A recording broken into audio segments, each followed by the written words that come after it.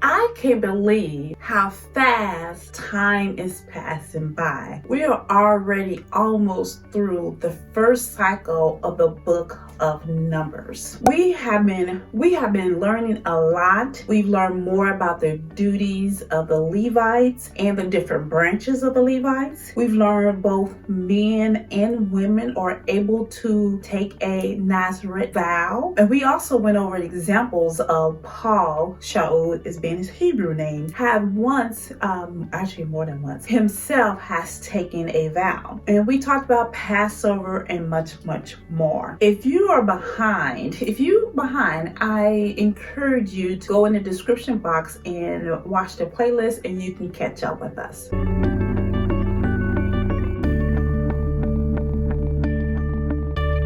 Welcome to Reconcile the Kingdom. We're working towards becoming a harmony of the whole word of truth.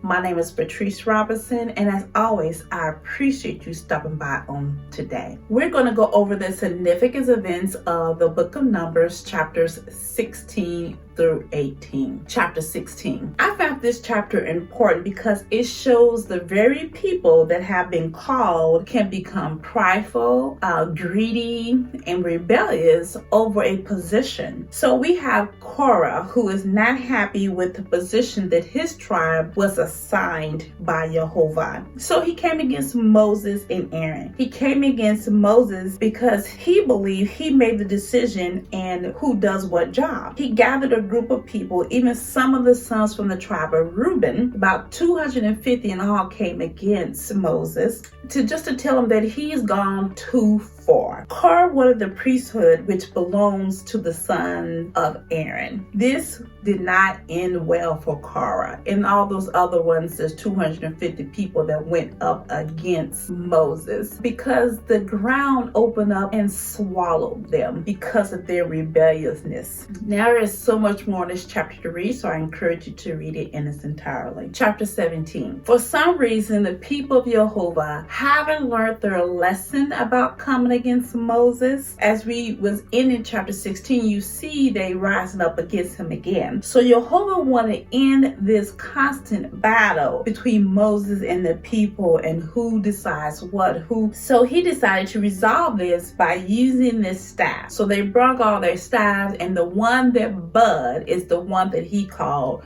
for the priesthood. And this way that the people would not be coming against Moses, they know that this decision was made by Yehovah.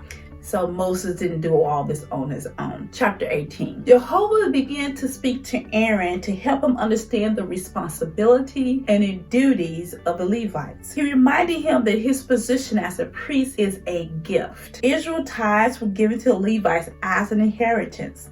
But it's also important to understand that all the tithes was not about the service of the tabernacle. And all the tithes did not go to the Levites. There was other reasons for the tithes. And you will learn more as you continue to study. This chapter was about the portion of the tithes that actually did go to the Levites. Today's focus is leadership. Korah confronted Moses, not just because he wanted the priesthood, which was the goal, but he was questioning Moses' authority. So if you remember throughout the Torah up to this point, the oldest son's usually the first in line for the inheritance, which means Reuben, which was the eldest son, the firstborn, will be the first one who should be in leadership. Therefore, they came to Moses, telling Moses that he has gone too far. He was trying to get what he wants by using the traditional way, but the leadership wasn't chosen